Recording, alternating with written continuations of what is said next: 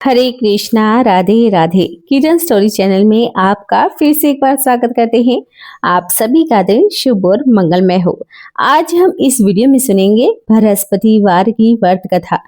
कहते हैं कि बृहस्पतिवार का व्रत करने और व्रत कथा सुनने मात्र से ही भगवान श्री हरि सबकी मनोकामनाओं को सदैव पूर्ण करते हैं।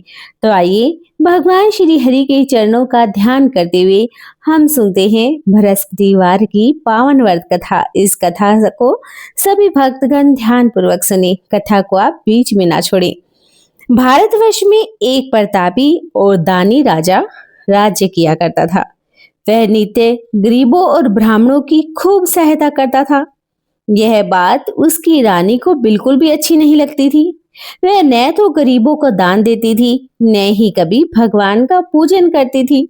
और राजा जब दान दिया करते तो राजा को भी दान देने से वह सदैव मना किया करती।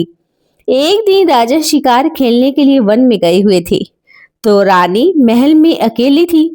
उसी समय भगवान बृहस्पति देव साधु भेष में राजा के महल में भिक्षा के लिए गए और भिक्षा मांगी, लेकिन रानी ने भिक्षा देने से इनकार कर दिया और कहा कि हे साधु महाराज, मैं तो इस दान पुण्य से बहुत तंग आ गई हूँ। मेरा पति सारा धन लुटाते रहते हैं।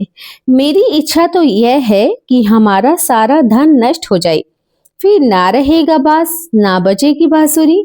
साधु ने कहा कि देवी, तुम तो बड़ी विचित्र हो। धन संतान तो सभी चाहते हैं, पुत्र और लक्ष्मी तो पापी के घर में भी होनी चाहिए। यदि तुम्हारे पास अधिक धन है तो भूखों को भोजन दे दो, प्यासों के लिए प्याऊ बनवा दो, मुसाफिरों के लिए धर्मशालाएं खुलवा दो। जो निर्धन अपनी कुंवारी कन्याओं का विवाह नहीं करवा सकते, तुम उनका विवाह ही करवा दो। ऐसे कितने काम हैं जिसके करने से तुम्हारा यश लोक परलोक में फैलेगा। परंतु रानी पर तो उपदेश का कोई प्रभाव ही नहीं पड़ा। वह बोली कि हे महाराज, आप मुझे ना समझाएं। मैं ऐसा धन नहीं चाहती जो मैं हर जगह बांटती फिरूं। साधु ने उत्तर दिया कि यदि तुम्हारी ऐसी ही इच्छा है तो तथास्तु। तुम ऐसा करना कि बृहस्पतिवार को घर लीपकर पीली मिट्टी से अपना सिर धोकर स्नान कर लेना, भट्टी चढ़ाकर कपड़े धो लेना। ऐसा करने से तुम्हारा सारा धन नष्ट हो जाएगा। इतना कहकर वह साधु महाराज तो वहां से आलोप हो गए। साधु के अनुसार कई बातों को पूरा करते हुए रानी को केवल 3 बृहस्पतिवार ही बीते थे कि उसकी समस्त धन संपत्ति नष्ट हो गई। भोजन के लिए अब राजा का परिवार तो तरसने लग गया। तब एक दिन राजा ने रानी से कहा कि हे रानी, तुम यहीं पर रहो, मैं दूसरे देश को जाता हूँ, क्योंकि यहाँ पर तो मुझे सभी लोग जानते हैं। इसीलिए मैं कोई छोटा कार्य तो यहाँ पर कर नहीं सकता। ऐसा कहकर राजा परदेश को चला गया। वहां वह जंगल से लकड़ियां काट कर लाता और शहर में बेचता। इस तरह वह अपना जीवन यापन करने लगा। इधर राजा के परदेश जाते ही रानी और दासी भी बड़े ही दुखी रहने लगे। एक बार जब रानी और दासी को 7 दिन तक बिना भोजन के रहना पड़ा, तो रानी ने अपनी दासी से कहा कि हे दासी, पास के ई नगर में मेरी बहन रहती है। वह बड़ी धनवान है। तू उसके पास जा और कुछ ले आ, ताकि थोड़ी बहुत गुजर बसर हो जाए। दासी रानी की बहन के पास गई। उस दिन गुरुवार का दिन था।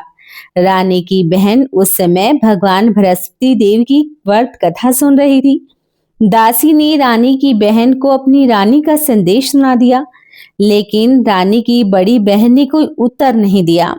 जब दासी को रानी की बहन से कोई उत्तर ही नहीं मिला, तो वह बड़ी दुखी हुई और उसे क्रोध भी आने लगा। दासी ने वापस आकर रानी को सारी बात बता दी।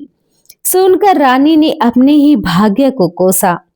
उधर रानी की बहन ने सोचा कि मेरी बहन की दासी आई थी, परंतु मैं उससे कुछ बोली नहीं, इससे वह बड़ी ही दुखी हुई होगी।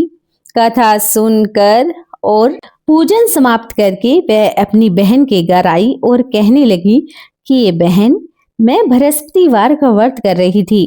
तुम्हारी दासी मेरे घर पर आई थी, परंतु जब तक कथा होती है तब तक न तो बीच में उठते हैं न ही बोलते हैं। इसीलिए मैं कुछ नहीं बोली। कहो तुम्हारी दासी मेरे घर पर क्यों आई थी? रानी बोली कि बहन, मैं तुमसे क्या छुपाऊं, मेरे घर में खाने तक को अनाज नहीं। ऐसा कहते कहते रानी की आंखें भर आई। उसने दासी समेत पिछले 7 दिनों तक भूखे रहने की बात अपनी बहन को विस्तार पूर्वक सुना दी। रानी की बहन बोली कि देखो बहन, भगवान बृहस्पति देव सबकी मनोकामनाओं को पूर्ण करते हैं। देखो, शायद तुम्हारे घर में भी अनाज रखा हो। पहले तो रानी को विश्वास नहीं हुआ, पर बहन के आग्रह करने पर उसने अपनी दासी को अंदर भेजा तो सचमुच अनाज से भरा हुआ एक घड़ा मिल गया। यह देखकर दासी को बड़ी हैरानी हुई। दासी रानी से कहने लगी कि हे रानी, जब हमको भोजन नहीं मिलता था तो भी तो हम व्रत ही किया करते थे। इसीलिए क्यों न इनसे व्रत और कथा की विधि पूछ लिया जाए, ताकि हम भी व्रत कर सकें। तब रानी ने अपनी बहन से भगवान बृहस्पति देव के व्रत के बारे में पूछा। उसकी बहन ने बताया कि भगवान बृहस्पति देव के व्रत में चने की दाल और मुनक्का से भगवान विष्णु का केले की जड़ में पूजन करें तथा दीपक भी जलाएं। व्रत कथा सुने, पीला भोजन ही करें, इससे भगवान बृहस्पति देव अत्यधिक प्रसन्न होते हैं। व्रत और पूजन विधि बताकर रानी की बहन अपने घर को लौट गई। 7 दिन के बाद जब गुरुवार का दिन आया तो रानी और दासी ने भी व्रत रखा। गुड़साल में जाकर चना और गुड़ लेकर आई। फिर उससे केले की जड़ तथा भगवान विष्णु का उसने पूजन भी किया। अब पीला भोजन कहाँ से लाई, इस बात को लेकर दोनों बड़े दुखी थे। क्योंकि उन्होंने व्रत रखा था, इसलिए भगवान बृहस्पति देव उनसे अत्यधिक प्रसन्न थे। इसलिए वे एक साधारण व्यक्ति का रूप धारण करके 2 थालों में पीला सुंदर भोजन दे दासी को दे गए। भोजन पाकर दासी बड़ी प्रसन्न हुई और फिर रानी के साथ मिलकर उसने भोजन ग्रहण किया। उसके बाद वे सभी गुरुवार को व्रत और पूजन करने लगे।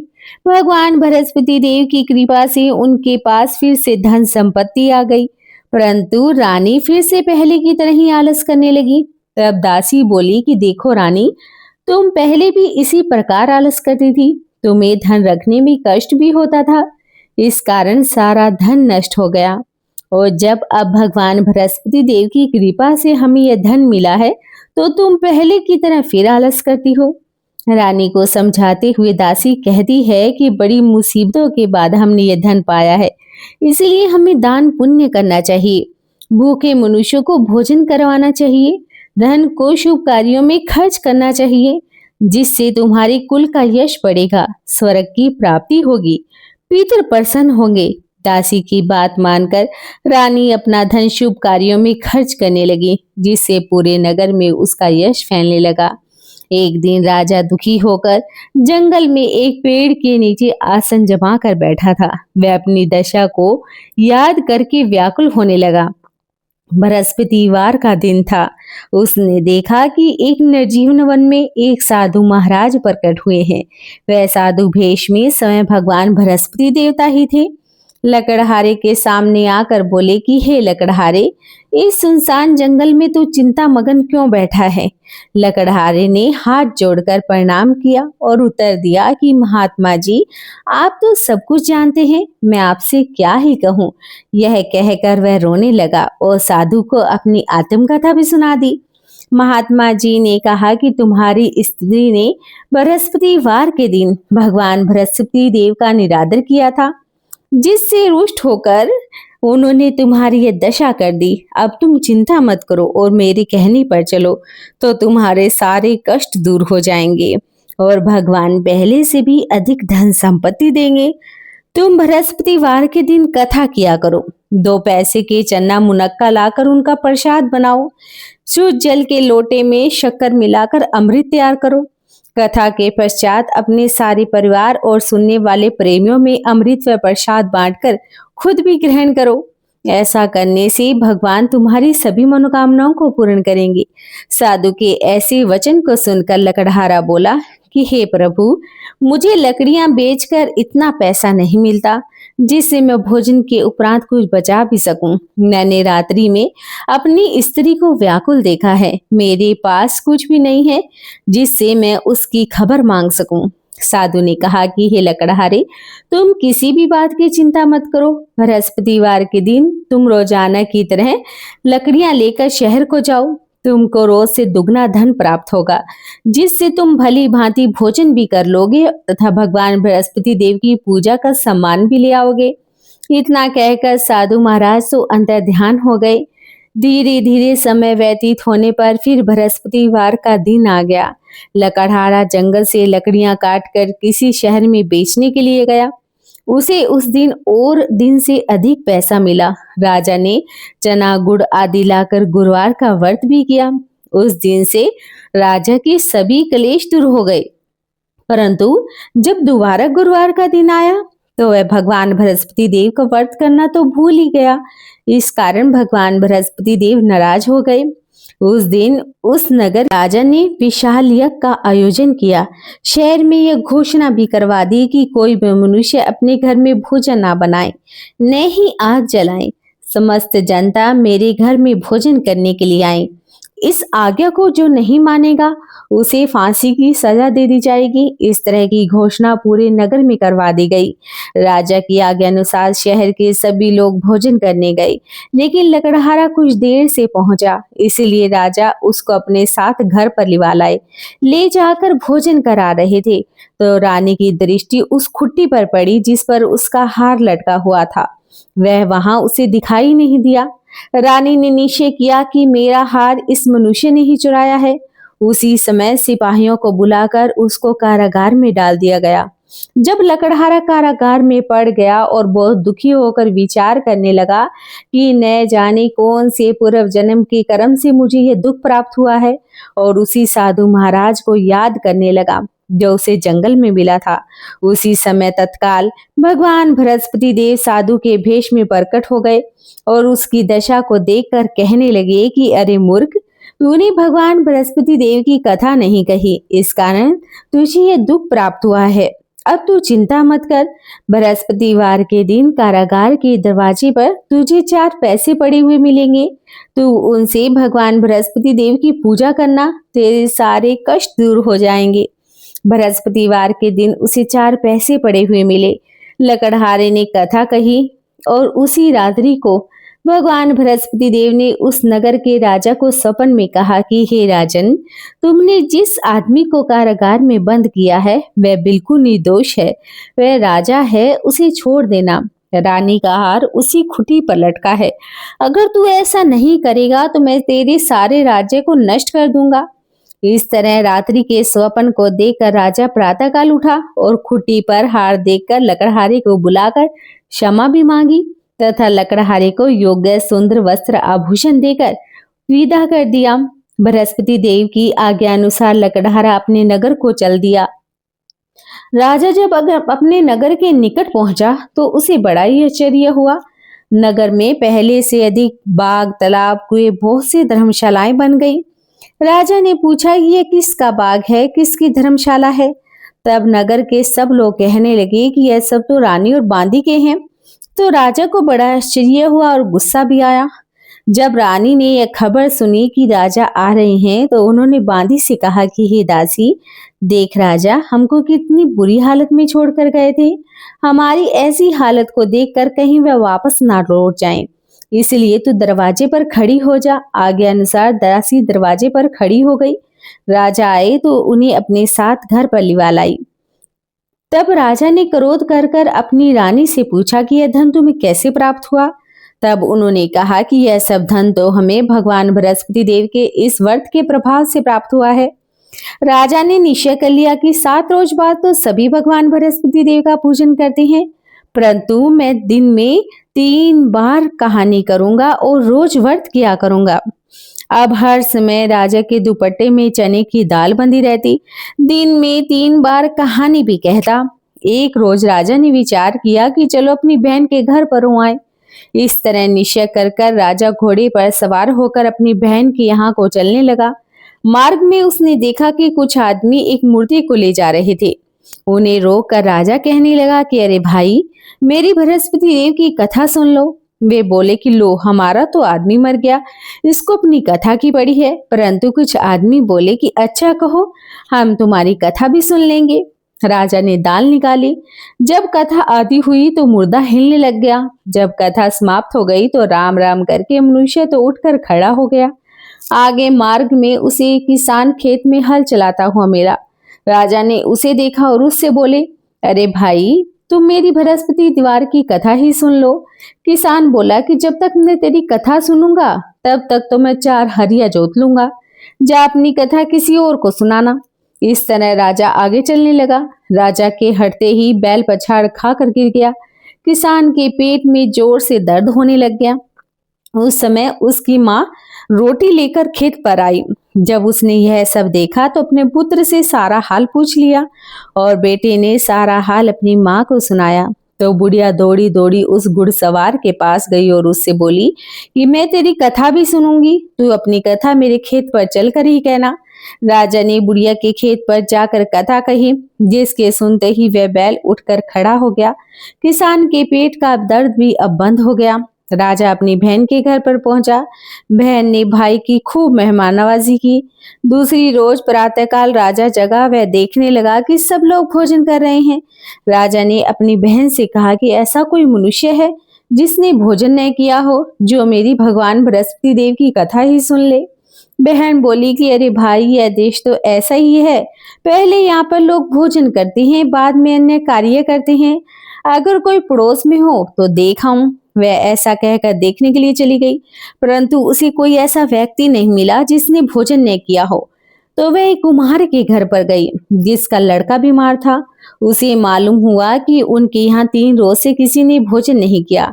रानी ने अपने भाई की कथा सुनने के लिए कुम्हार से कहा और वह कुम्हार तैयार हो गया। राजा ने जाकर भगवान बृहस्पति देव की कथा कही, जिसको सुनकर उसका लड़का बिल्कुल ठीक हो गया। अब तो राजा की प्रशंसा होने लगी। एक रोज राजा ने अपनी बहन से कहा कि अरे बहन, हम अपने घर को जाएंगे, तुम भी तैयार हो जाओ। राजा की बहन ने अपनी सास से कहा। सास ने कहा कि हाँ चली जाओ, परंतु अपने लड़कों को मत लेकर जाना, क्योंकि तेरे भाई के घर में कोई संतान नहीं है। बहन ने अपने भाई से कहा कि अरे भैया, मैं तो चलूंगी, परंतु कोई बालक नहीं जाएगा। भाई ने कहा कि जब कोई बालक ही नहीं चलेगा तब तुम भी जाकर क्या ही करोगी।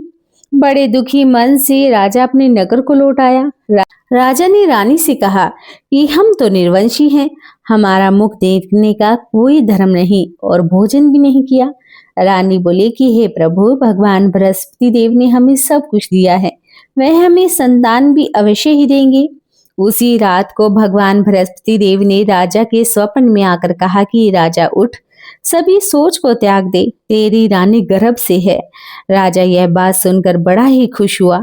9वें महीने में रानी के गर्भ से एक सुंदर पुत्र पैदा हुआ। जब राजा बोला कि हे रानी, स्त्री बिना भोजन के रह सकती है, पर बिना कहे नहीं रह सकती। जब मेरी बहन आए तो तुम मुझसे कुछ मत कहना। रानी ने सुनकर हाँ कर दी। जब राजा की बहन ने एक शुभ समाचार सुना तो वह बड़ी खुश हुई और बधाई लेकर अपने भाई के घर पर आ गई। तभी रानी ने कहा कि घोड़ा चढ़कर तो आई नहीं, गधा चढ़ी आई। राजा की बहन बोली कि भाभी, मैं इस प्रकार ना कहती तो तुम्हें संतान कैसे मिलती। भगवान बृहस्पति देव तो ऐसे ही हैं, जैसी जिसके मन में मनोकामनाएं होती हैं सभी को पूर्ण करते हैं।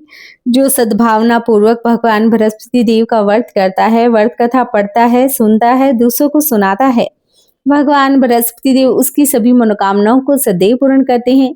भगवान बृहस्पति देव उसकी सदैव रक्षा करते हैं। संसार में जो मनुष्य सद्भावना से भगवान जी का पूजन और व्रत सच्चे हृदय से करता है तो उनकी सभी मनोकामनाएं पूर्ण होती हैं। जैसी सच्ची भावना से रानी और राजा ने उनकी कथा का गुणगान किया तो उनकी सभी इच्छाएं भगवान बृहस्पति देव ने पूर्ण करी। इसीलिए कथा पूर्ण सुनने के बाद ही प्रसाद लेकर जाना चाहिए। हृदय से उनका मनन करते हुए जयकारा भी बोलना चाहिए। तो बोलिए भगवान बृहस्पति देव की जय हो, बोलिए भगवान विष्णु की जय हो। जो पूरे भक्ति भाव के साथ, पूरी मनोकामनाओं के साथ भगवान बृहस्पति देव का पूजन करता है, उनकी सभी इच्छाओं को भगवान सदैव पूर्ण करते हैं। जो सद्भावना पूर्वक भगवान बृहस्पति देव की कथा का रसपान करता है, भगवान श्री हरि उनकी समस्त मनोकामनाओं को सदैव पूर्ण करते हैं। तो एक बार फिर से बोलिए भगवान बृहस्पति देव की जय हो। अगर आपको हमारे इस YouTube चैनल की ये कथा पसंद आई हो तो आप चैनल को सब्सक्राइब करना बिल्कुल भी ना भूलें। वीडियो को लाइक और शेयर जरूर करें ताकि इस कथा का रसपान और भी व्यक्ति कर सके। एक बार कमेंट में जरूर लिखिएगा, जय हो भगवान बृहस्पति देव की। भगवान बृहस्पति देव आपकी समस्त मनोकामनाओं को सदैव पूर्ण करे, आपका जीवन सदैव सुखमय बना रहे, इसी मंगल कामना के साथ आज के वीडियो को समाप्त करते हैं। हरे कृष्णा, राधे राधे।